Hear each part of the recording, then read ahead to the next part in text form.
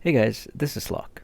In this video, I'm going to go over the new improvements to the Saleos raid, the 8-man raid. Previously, we only had up to tier 10. Now they're opened up tier 11 to 12, 15. And if you're taking a look at the difference, it has scaled up quite high, the difficulty. Like for example, the tier 10 Saleos only had 14k attack. Now it's increased by more than twice. It's 30k at tier 11, all the way up to 41k at tier 15. And I think around tier 15 he also has about 90k HP.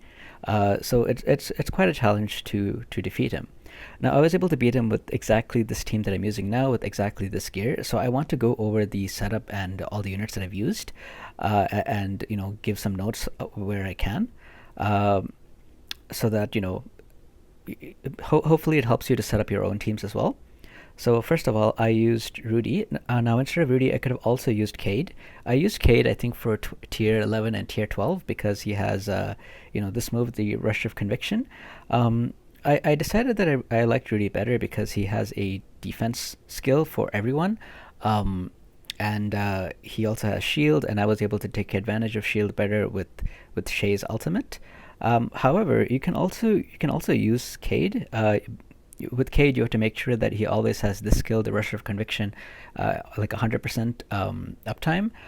I noticed that the boss has two attacks that are really damaging. The first attack is right after the three swords.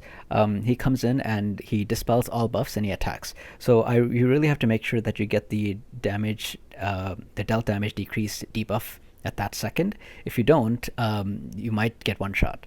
And there's a second place that he does a lot of damage as well that I noticed, and that is right before he uses his ultimate. Like he will, wherever he's on the map, he will disappear for a second, he will reappear and do a knockback effect of everyone, and then he will start casting the ultimate. And I've gotten one shot at that point as well when he reappears. So I have to try to make sure that I have something like this, or I have one of the other debuffs. Like I'm using Karen, so I have to make sure that I have this debuff there, or I have to make sure that I have Rudy's shield. So I mean, it took quite a few tries to get it done, but this was the team I was able to do it with, and I was able to do it with Rudy. But if you don't have Rudy, you can try with Cade. You can also try with Theon as well, who has a very similar skill. I just need to find him. I think he's all the way down here somewhere. Where is he hiding? Here he is. Okay, so he also has a similar skill, which is this one. It also has it's like damage dealt is like minus 50% or something, close enough when you level the skill up. Obviously, if you're using Theon or Cade, you really have to make sure that you're using the cooldown gear, like this. Like you really want to use this set, and you want to bring that cooldown down to 18, 19, 20 seconds or something, to make sure that you have like 100% uptime of that skill. So next is my damage dealer. Now I have Cosette, so I used Cosette. With Cosette, I also had Delens. I found that Delens was dying quite a bit actually, and the reason he's dying is because he's jumping, and sometimes when the boss does like a targeted AoE and I'm moving everybody out, Delens is way further than everyone else because he jumped behind the boss, and now it takes even longer for him to run to where I am, and so because of that he keeps dying, and I noticed that, but I didn't really have any other units to use that I've invested a lot in. Like Dylan's attack potential is at 12, and I decided to use him. He has a pretty high attack cap anyway, so I decided to use him. And I have the Rage accessory and the Immortal accessory on him, so to give him 3 lives. So hopefully with that and with Karen's res, he's okay, and that's how I played. But he did die quite often, and I feel like if you were using Miss Velvet, you would probably run into similar issues because she has that targeted, like that jump as well. Like she teleports to the target behind them and then starts attacking, even though she's a long range, which is actually kind of annoying. But that's how they work. So if you are using Delens and Miss Velvet, you have to keep that in mind. If you're doing it at a slightly lower level, like for example T11 or T12 or something, and you don't really your damage is okay, but you keep dying, I would alternatively suggest you just use somebody else. Like maybe you can try using Claire or something, because again, she's a long range unit. She doesn't teleport, so you can try using units like that don't teleport, and that might work better for you. It took quite a few times, and I like I'm sure that Dellen's actually died like the most on my team because of his jump. So I only used two damage dealers. I used one tank. Now I use 2/3 of the engine team. So the engine team is Shay, Luki, and Serena. I couldn't fit Serena in, so I just used Shay and Luki. Shay is pretty much instrumental because her ultimate basically resets everyone else's ultimate, and her passive makes her use her ultimate more faster. So this is what I used. This is like the exact gear that I used on all of these guys as well. I only have like 5 real sets of gear, so everybody else just had to make do with whatever else I had. These are the 5 sets that I have and that I've invested into. I will go over their potentials as well later, so you can see exactly what I did and where I was at to beat it. So Shay is really instrumental in getting the DPS out and getting the shields up and Karen's res up and so on and so on. And to help with that, I have Luki, whose ultimate basically increases attack speed, which makes Shay attack faster, and with her passive, she built up her ultimate faster, and it's basically a chain. Serena is good as well in this team, typically in an engine deck, because her ultimate makes everyone else's skill cooldown faster. However, I just couldn't fit her in. Before, what I did was I had 1, 2, 3, 4, 5, 6, 7, 8, and I just found that I was lacking on the DPS side, on the damage side. So I took out Serena and put in a second DPS, which was Dellen's. But yeah, so I only used these two for the engine team, and then I used all of these. I use Karen, obviously, because she has two things that really contribute to this fight. The first is revive, and I find that people die all the time, especially with like that, like it's like landmines all over the place or something. It's really hard. Sometimes everyone dies, and like I'm controlling Karen. I also have a revive accessory on her as well, and an immortal accessory. Yeah, to give her like 3 lives as much as possible, and even if everyone else dies, if she's alive, she might be able to use her ultimate and bring everyone back. It took quite a few times, but this helped me to do it. And I will talk about this skill in more detail, because I really needed to make sure that I use it at key points. But moving on to the team, so there's only 2 slots left, and the first slot I have to use either Macure or I have to use Ming, the blue Ming, wherever she is. There. So I have to use one of these because for T15 I have to use one of these. Up to T15 it's a little bit optional, because for T14 and below there's still that small space where you can go behind the boss and hide. So you have to make sure you start running as soon as he knocks you back, otherwise like you might die on the way there. So as soon as he knocks you back and he's going to cast it, you have to start running already. And if you do that, then you don't need Ming or Macure. But if you if you're doing T15, you need one of these two for sure. You cannot do it even with like a Valder pet, because he uses it pretty often, and you have to go through 90k HP. So even if you get that immortal for for a one-time user, even if the fight drags on and you get it off like twice or something, he still casts it like pretty frequently. I think in an average fight he casts it like 4 to 5 times. So you for sure need one of these guys if you are going to do the T15 raid. And then for the last slot, I have Rachel. So this is basically my debuffer to make sure all my other attacking DPS gets more out of their damage. I could have either used Rachel or I could have used Chris. The reason I used Rachel is because she's level 50 and I've invested like more potential in her. She's at like 15, 12, 12. Whereas Chris is, I think he's at 0. So it would have been harder to keep him alive. And he also isn't going to be doing as much damage output. And because I'm using Dellen's anyway, the crit rate buff that he provides isn't as instrumental because of the setup I used. But if I'd used Miss Velvet instead of Dellen's, like if I'd used Miss Velvet and Cosette or something, then I would have benefited greatly if I used Chris instead of Rachel. But so that's my 8-man team. 1, 2, 3, 4, 5, 6, 7, and 8. Before I forget, I'm just going to go over their potential so you can see exactly where they were at when I did this. So you can feel free to pause and look at this if you need to. I'm kind of just running through this so you can kind of see. And I've gone through these guys enough that you can like pause and see the gear that they've equipped or something. The accessory sometimes isn't really optimal. Like I'm using what is it? Like this thing because I don't really have anything better, I guess. So it's just there for the HP. Like a legendary accessory is just going to give you higher stats than the blue accessory. So that's the reason why some of these accessories don't make sense, but it's on them because that's what I have. Now I mentioned that there was something important about Karen's debuff. So I previously I mentioned that there were 2 points that the boss is going to do high attack.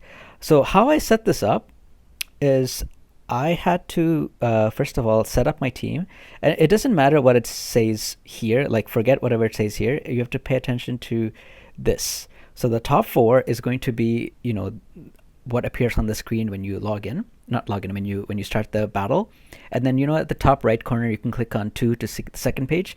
So the second page unit is going to be the bottom half. So the reason I put the top half is because sometimes I needed to time them really well. Like, for example, Makure's skill, sometimes when I'm flipping between pages, the boss already casts a skill and I haven't gotten the chance to click Makure's skill yet, so I die. So I really want to make sure that Makure is on the first page, or the page that I'm always going to be on. I also have Karen on that page as well, because Karen is usually who I'm controlling manually when I'm playing, especially in that those mine stages, like those landmines or whatever. It starts coming all over the place. I hope you know what I mean. I hope I'm describing it properly. But those red circle things that start expanding, and if you're standing on it you die, like that thing. So I'm always controlling Karen, because if she survives, even if everyone else dies, if she survives, I might have a chance to still be able to win the fight with her, because she can revive everyone. So I have her and Makure on the first page. Now the other two, I do get one shot at the end of the 3 even with the setup that I have with 282k CP. I do get one shot by that 3 swords thing, even if everyone doesn't die. Like most of the team dies, sometimes Karen dies. So to prevent that, I need to have one of the things ready to mitigate some of that damage. So one of the things that I do is I use Rudy's shield. So again, that's the reason why I have him on the first page as well, because I turn off the ultimate skill. I let Rudy, hopefully he's at full charge, and I turn off the ultimate skill, and then as soon as the boss pops back, I put his skill back. I manually click it so that he uses the shield before the boss has a chance to attack everyone. Sometimes he's not at full, but Shay is at full, so again I turn it off, and then I use Shay's skill. And usually it gives me 82% ultimate gauge fill, and usually that's enough to get Rudy's skill off, because he has some percent. So with the 2 of them there, most of the time I'm able to mitigate the damage of the boss with the shield. If for some reason both of them are at 10% or something, and I can't get it enough to mitigate the boss's damage, then I'm on Karen is who my point of view is. So what I do is at the bottom of the screen here, you can see I'm turning it on and off down here. I turn this off, and I just heal. I'm on Karen, I just heal with her skills as needed, and as soon as the boss pops back, I click this right away. I try to make sure she's close to the center, because that's where he pops back, and I click this button right away, which lowers his attack by 33%, and usually that's enough to mitigate the damage that he doesn't one-shot my whole team. So I do that. I either do that, or I do what I just said. I get Rudy's ultimate off, either by himself using his ultimate, or Shay's using her ultimate and then Rudy using the ultimate. But it does require more manual play than the other stages, and it's a lot more difficult as well, obviously. But I think the rewards are pretty worth it, right? Until tier 10, you don't have any chance of getting this item, the light crystal shard, or even the light crystal, that helps you to craft radiant gear. So with tier 11, you can start crafting those. If you keep going further, at tier 14, you can start collecting radiant drops from lucky drops as well. And finally, at tier 15, you're also able to get the one whole light crystal instead of just the shards. Until tier 14, it's only the shards, but at tier 15 you can also start, if you're very lucky, getting drops of the light crystal. I'll also mention briefly about the party stage as well. Now, I haven't done this myself yet, but I can see that for tier 6, you need to have at least completed the tier 14 level in the individual party before you can do tier 6. I'm not sure what the tier 5 is. I'm assuming it's going to be tier 11. If I'm wrong and you happen to know the actual number, let me know, and I can write a comment at the end of this video, and hopefully people can read that. But I know tier 6 is you have to finish the individual tier 14 to be able to do the party tier 6. And I feel like the attack and defense are similar, so it probably has the same mechanics as the individual tier 15 dungeon, which means you really do need to bring either Mercure or Ming, the blue Ming, to have a chance to do this. But yeah, that's it. That's all I have for this video. I'm not able to show you myself doing a run of this, unfortunately.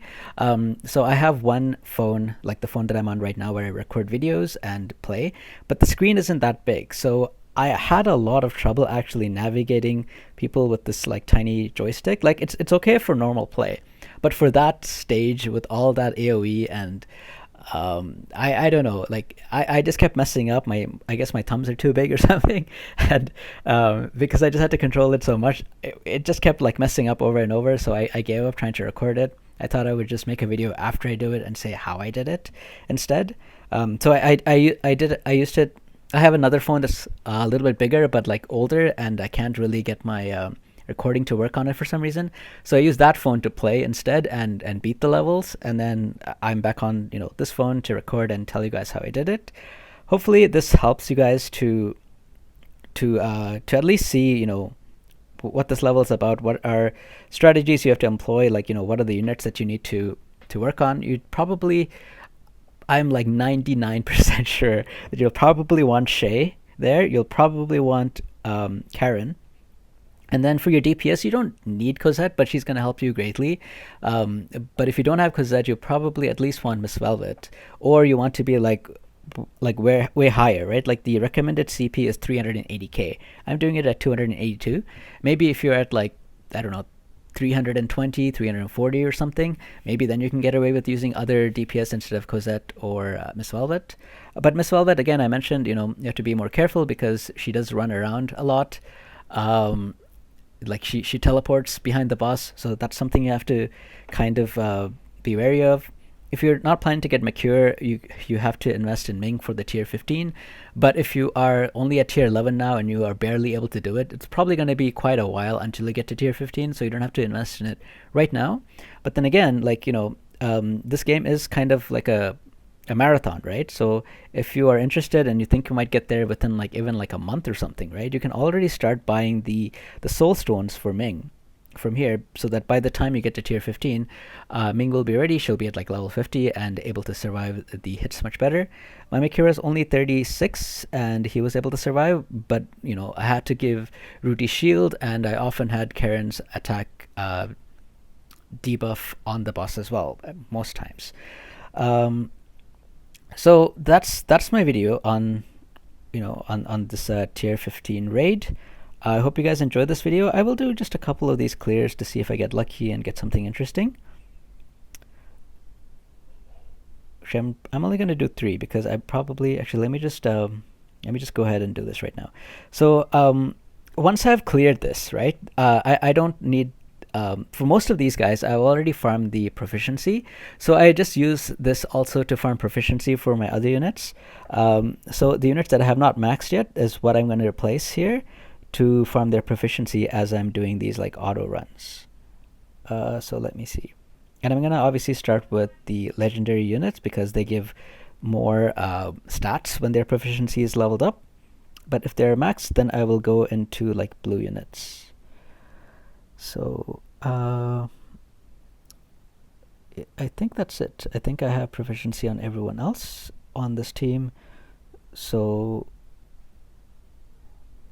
yeah, so last but not least, I will just I'll do that. Perfect. And so I will run this a couple more times. Hopefully I get something cool, but we'll see.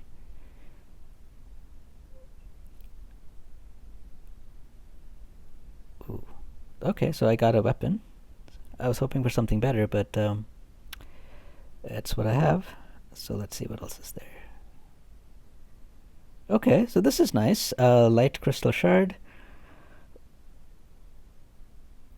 If I can get a whole right crystal, that would be really, really awesome. But I'm assuming the rate of that is like extremely low. Okay, eight of those crystals. I'm just gonna do the eight that I left. Okay, 8 more. So the rate isn't too bad for the crystals, but the whole, like, the shards, but the whole crystal is probably quite rare, I'm gonna assume. Oh, wow, that is nice. I'm gonna take a picture of that. All right, so that's awesome. I didn't expect that, so that was great. Let's see 4 more chances if I get anything else that's interesting.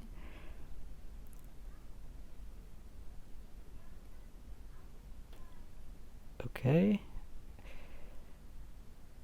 If I can get another light crystal, that would be awesome, but I have very low hopes for that. Okay, just shards. And let's see the last one. Okay, it's nothing great. All right, so that's my video. I hope you enjoyed this video, and if you have other questions or comments or are struggling with like something specific on this raid, let me know as well, and I will do my best to help you guys out. I hope you guys enjoyed this video, and I hope to see you guys next time. Take care now.